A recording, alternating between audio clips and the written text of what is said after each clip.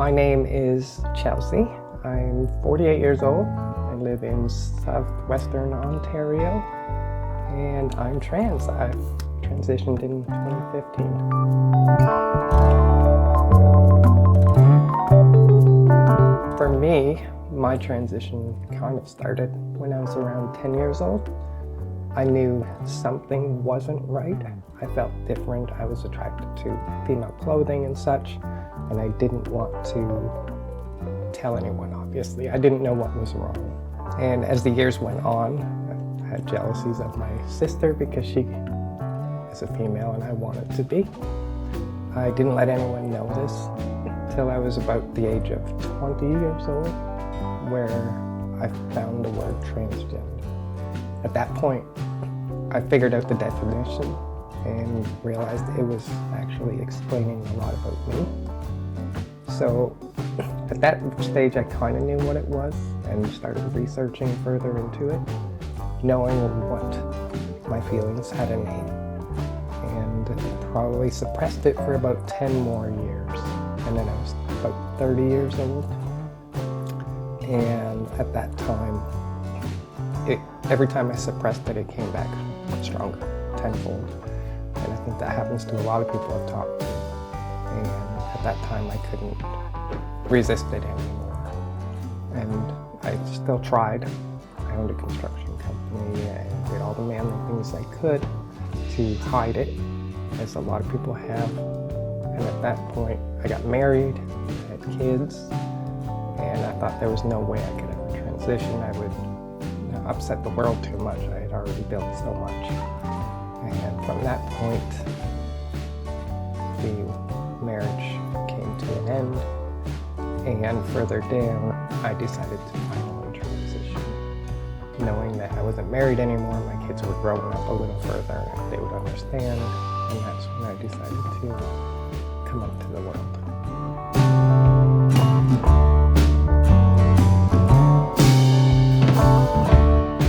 2007, I believe. I had ended my relationship. I was leaving the country. I was moving to Australia. And then I found out the girl that I had separated from was pregnant. So doing the right thing, I married her. I didn't move away. And we ended up having a child, which is my daughter, who I loved very much and don't regret. And we got married in 2008, and we ended up divorced in 2010, so it lasted 2 years. What led up to the separation was my wife at the time found a pair of women's underwear in my pocket, which she did the laundry. And to try and explain that in every possible way except for the way that it happened, they were mine, she thought I was cheating on her. And I was not about to tell her the truth. So I took the hit. And that's when the relationship spiraled, because she could never trust me, such. And the divorce ended up happening in 2010 because of that. But it was a blessing in disguise.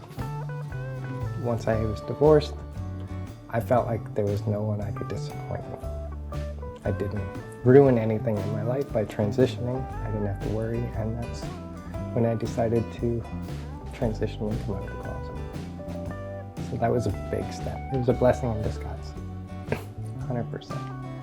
So, do I love my ex-wife? Yes, and I love my life now, much more.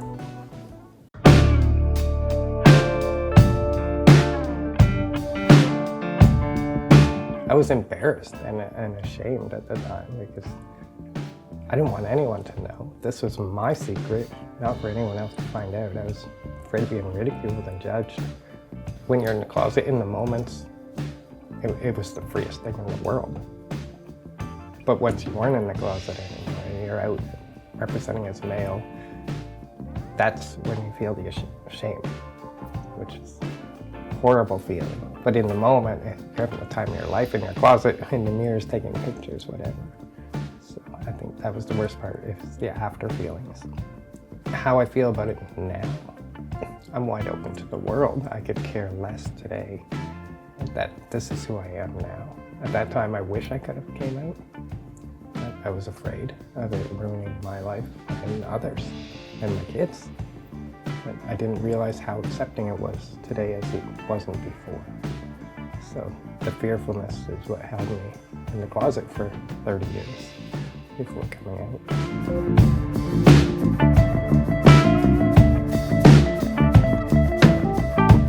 My life before transition was really good. I can't even complain about it. Besides the dysphoria feelings and such, my life was very good. I owned a construction company for many years. I traveled a lot and kind of did what I want when I want, except for coming out, obviously. My upbringing, I was very poor. My sister's younger than me and got hand-me-down clothes, which I wish was me, because then I could get hand-me-down clothes, but it wasn't. But yeah, I think my life before transition wasn't horrible, but it is so much better. There was always that feeling in the background that I'm not who I'm supposed to be. And today I'm free and who I'm supposed to be without shame. So today is so much better. Now I work as a forklift driver for a company in Elmira.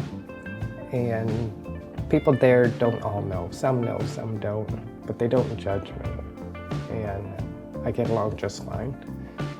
So I can't complain about that. I wouldn't be in a judgmental place. So this company has really embraced me as I am and not judged me. So very few people know, but those who do know don't judge. So it's been very fortunate.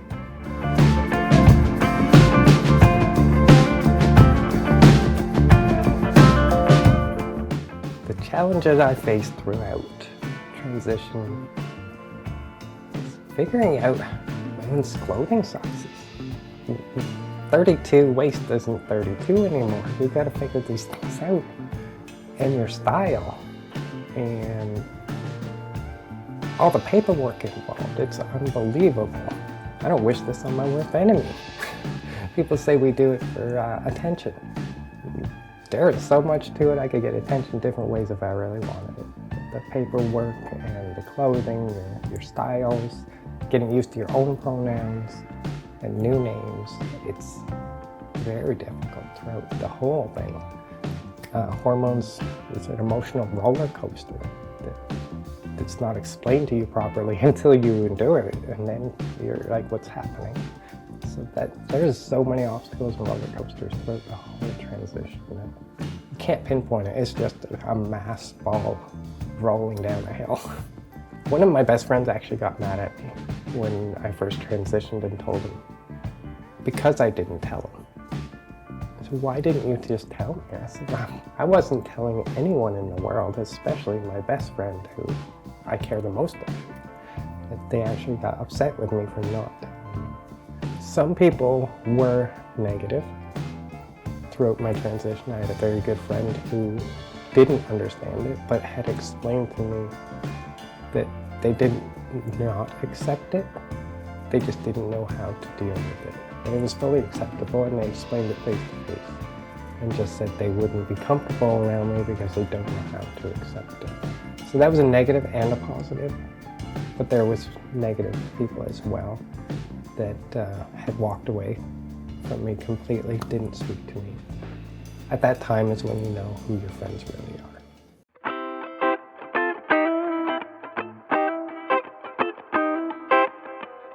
The best thing about transition after for me is being perceived the way I want to be and not being judged. I was very fortunate to have features that reflected who I wanted to be. So passing for me was a little easier than some. And I didn't realize I still had the insecurities, of course. So everyone else is very accepting. I have friends that are gay, lesbian, throughout the LGBT, and our friend circle does not judge. So that was a great thing to be surrounded by.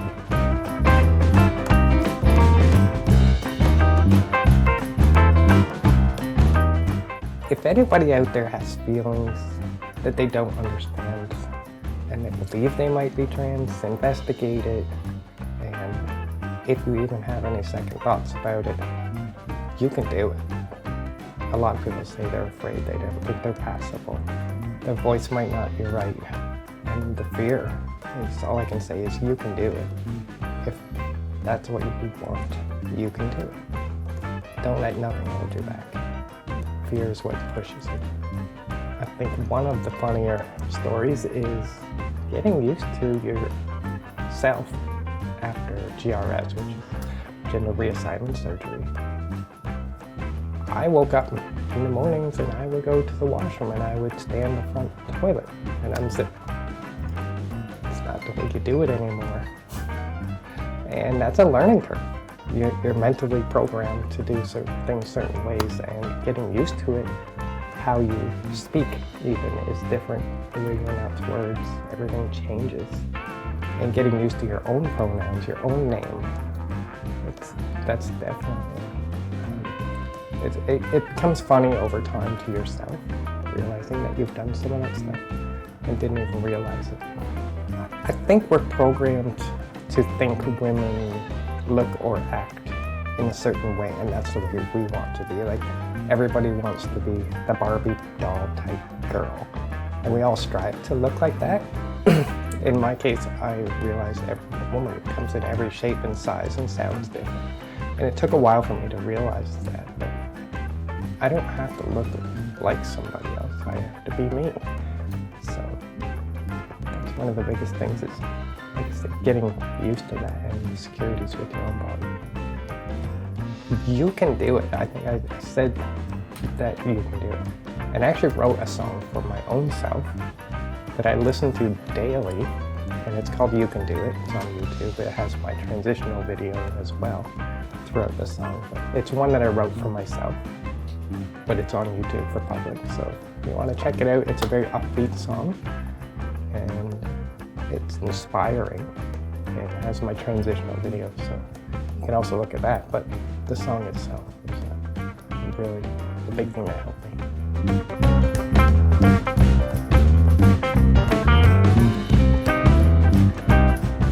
In the beginning of my transition, my children didn't fully understand it.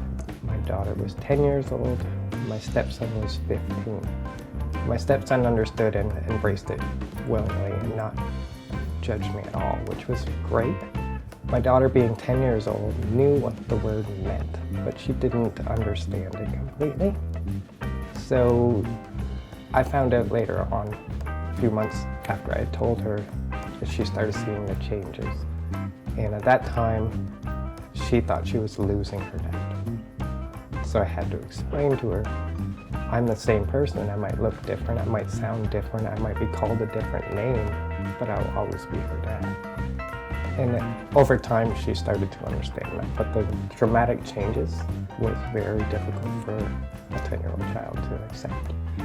And in time, she did. So that was a very hard part of the transition. My relationship now with my daughter is amazing. We are best friends. I can do her makeup, her hair, and vice versa. She's helped me quite a bit along my journey. And she does YouTube videos and stuff, which I learned from my daughter without her knowing. I'd watch her videos and learn about makeup, which was amazing. She taught me, and she doesn't even know to this day.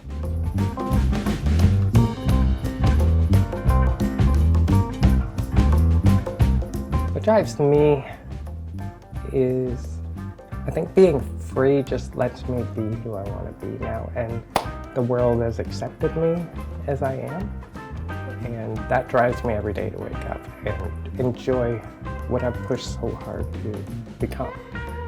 And every day I'm grateful I'm here and accepted in this world. I run stealth in some places, and I don't tell a lot of people, but I am perceived the way I look now, so it's so much better. I don't feel like it's considered stealth now, whereas it was before. I've been perceived this way for so long now, it just seems natural to me, and I don't even think about telling people that I'm trans, because why bring up something that doesn't matter anymore? I'm who I am, and that's who you become friends with or whatever. So I think in the beginning it was more stealth because I was still stuck in my old body, seeing that in the mirror. Whereas today I see me now, which took a long time to look in the mirror and see who I am today without seeing the old me. So that was huge for me. If they don't see me today, I was fearful of this in the very beginning, but if somebody were to, what do they call that when you get clocked or whatever they say, I'm wide open about my transition and being trans today. I was fearful before, but today if someone knew, I could care less. I tell them all the time, if you have a question, ask me. I'd rather you ask than assume, because assumptions are always wrong. So for today, I have no fear of it. I don't bring it up in topic, but if it was to come up, I would fully explain it. Hopes and dreams is being able to retire down in the Caribbean and enjoy life for what it is. Every day you wake up on the right side of the ground is the best thing ever. It took years of fear to come out, and I think that's for most people, especially being older. If you knew back in the 80s or 90s or whatever, it was less accepted. Whereas today, I told my daughter at 10 years old and she knew what it meant. 10 years old, I didn't know anything. And the internet's a wonderful thing.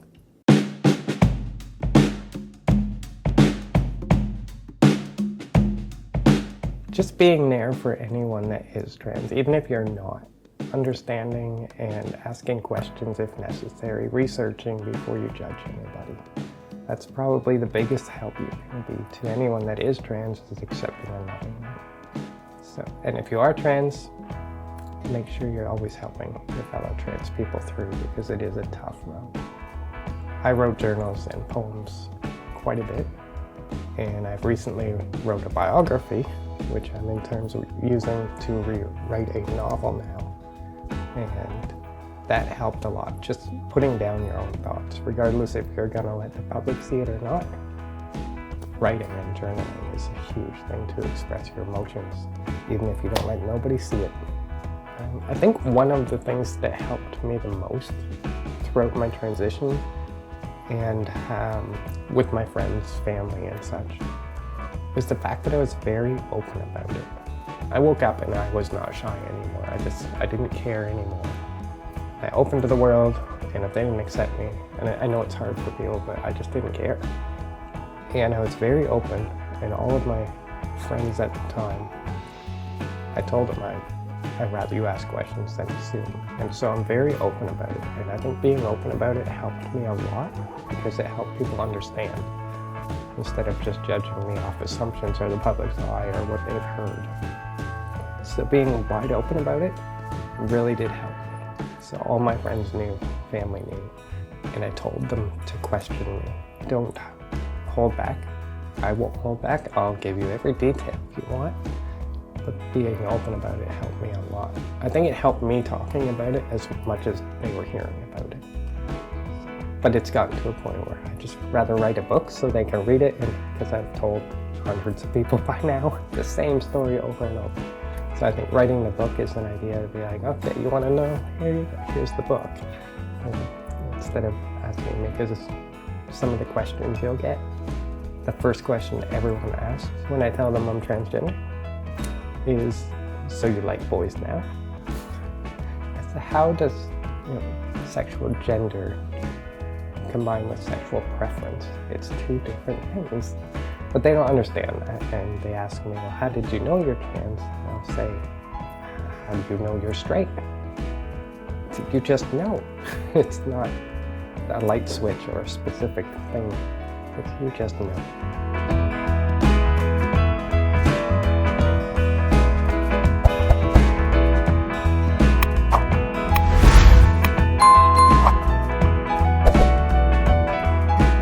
Song for me, I had a few songs I listened to through transition that helped me quite a bit.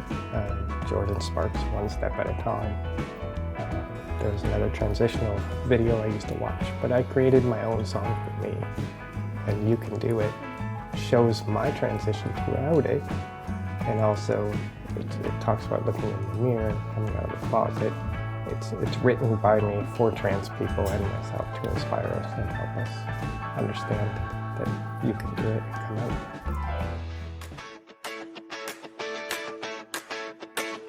I remember thinking maybe I was the only one hiding in the quiet from the person I'd become.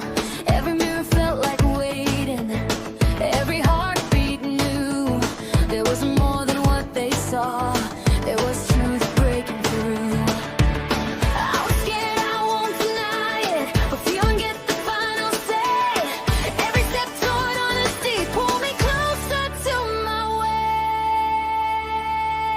You can be you, yeah, you can do it. You don't have to hide anymore. Your heart says move, just move it. You were made for something more. Raise your head, take a breath now. Let your colors show. You're not late, you're not broken. This is your moment, go! Some days you'll feel unstoppable, some days you'll need a hand. But every time you choose yourself, you're stronger than you planned. People might not get it, yeah, they might need time, but your life is yours to live, and your truth is not a crime. Every story starts with courage, even when your hands still shake. You don't need to know the ending, just believe in the step you take. You can be you, yeah, you can do it. You don't have to hide anymore. If your heart says move, just move it. You were made for something more. Raise your head, take a breath now. Let your colors show. You're not late, you're not broken. This is your moment, go! If you're standing in the doorway, wondering if you're strong, let me tell you something true. You've been brave all along. There's a whole world waiting to meet the real you. And the freedom you're afraid of is the freedom pulling you through. You